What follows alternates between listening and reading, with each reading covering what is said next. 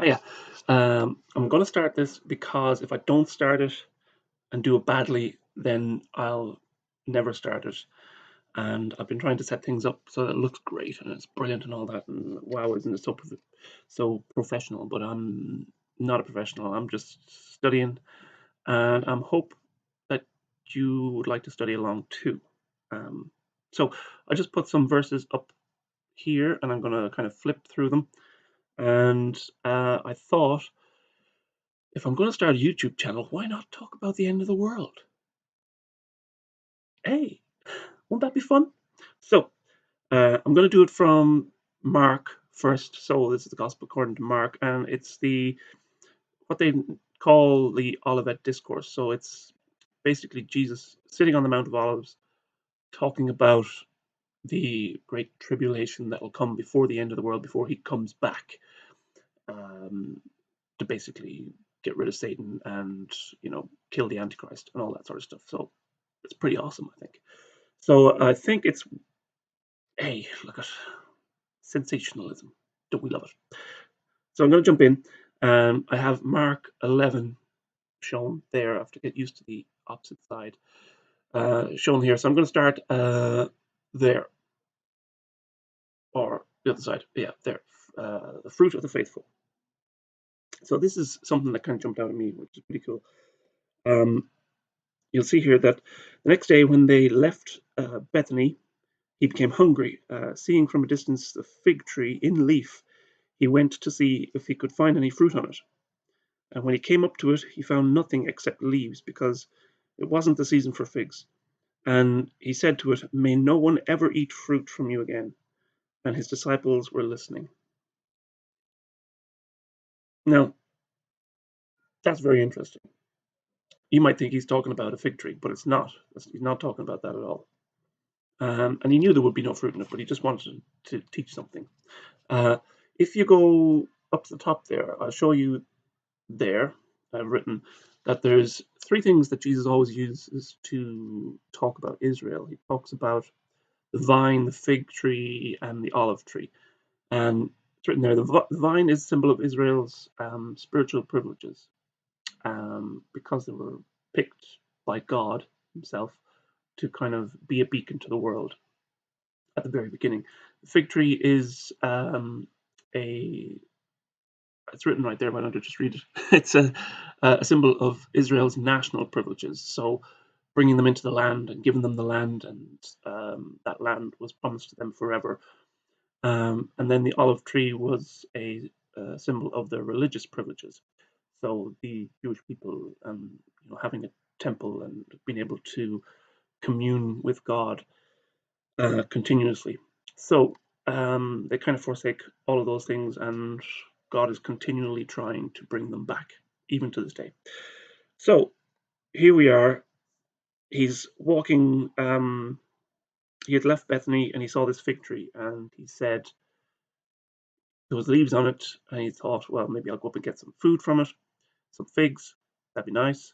There's no figs on it, so it had all the fig tree, or Israel at that time, had all the um, signs that there should be fruit from it, but there was no fruit from it.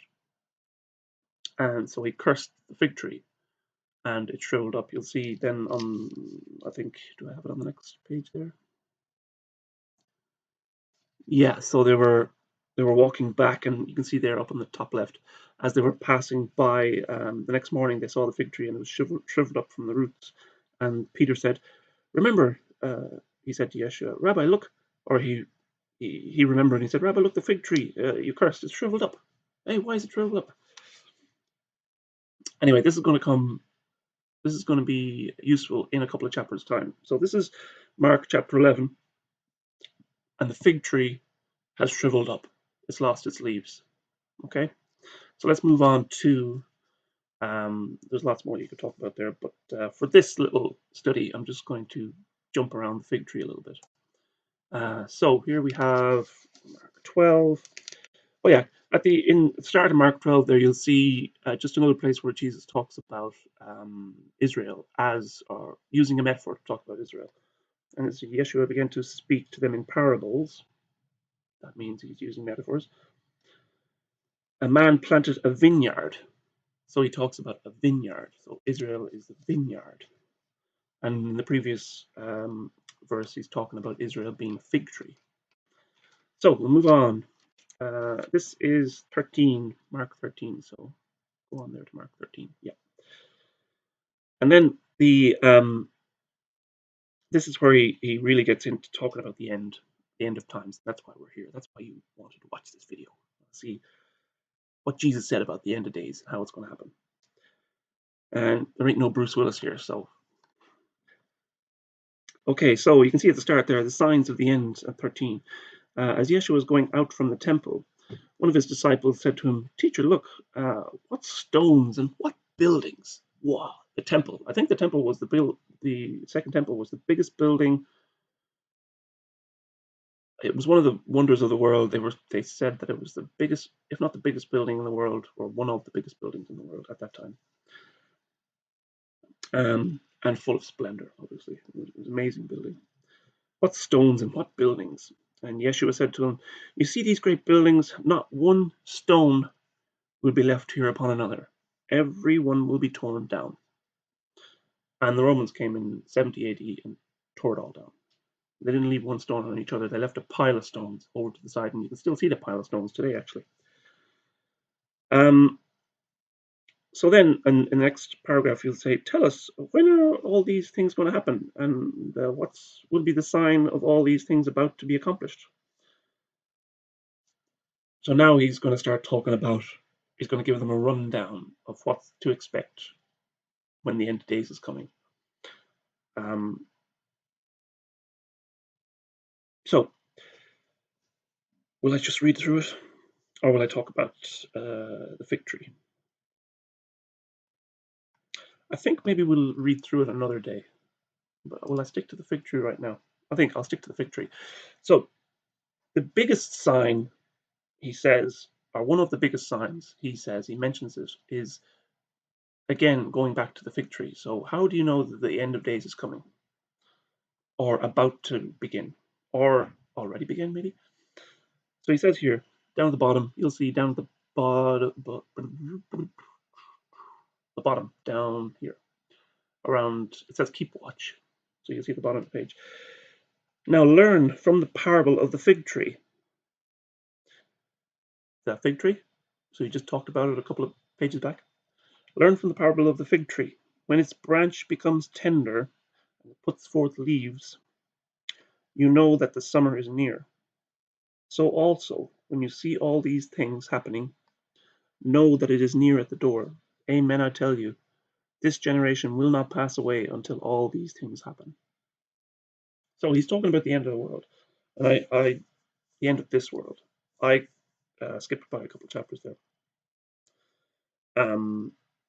He speaks about the Antichrist, the abomination of desolation, and he speaks about pestilences, famines, earthquakes, troubles that have never happened before on planet Earth. So that's what they call the tribulation. But he says, learn from the parable of the fig tree. When its branch becomes tender and puts forth leaves, you know that the summer is near. And at the end of summer is harvest time, autumn. Is it not? So I just think like that jumps out straight off the page to me. And to a lot of them. I'm just learning from other people. But the fig tree is, if you go back to 11, see the top of the page there? The fig tree is a sign or a symbol of Israel's national privileges. So Israel being a nation. So Israel ceased being a nation in 70 AD or around that time because the Romans came in. They were sick of all the uprisings and the dissent that was happening in Judea, and they wiped out the temple. They killed hundreds of thousands of people and cleared out Rome. And they scattered the Jews across the world, basically told them to get out. Jews were outlawed from living in Judea, and then they changed the name of Judea to Palestine. And the reason they picked Palestine was as like knife in the back of the Jews. They picked Palestine because the Philistines were the ancient foes of Israel.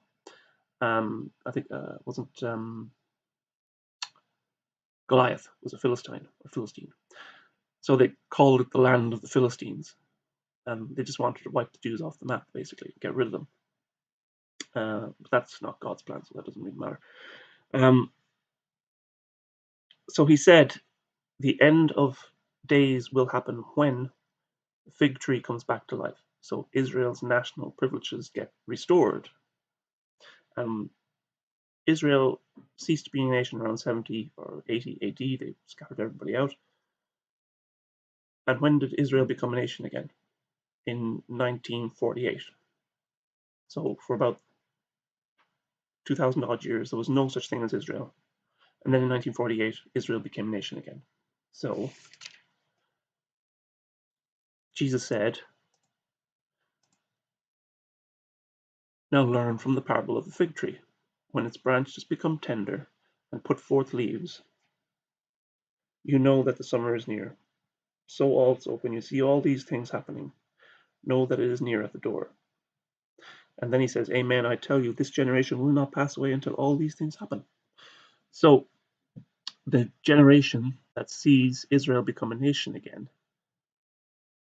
will not pass away until all these things happen. So how you want to how long you want to put a generation? God said a man shall live no longer than 120 years. So you could say that 120 years is a generation. Excuse me. And everybody that lives within that 120 years is part of that generation. So 1948 is 72 years ago.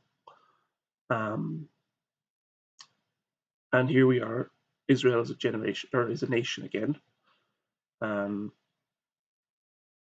So, end of days. I hope you enjoyed that. You could go into read that yourself on Mark 11 and 12, and 13 and 14. And there's a lot more in there. And I'm going to go over it again in little different stories and take bites out of it. And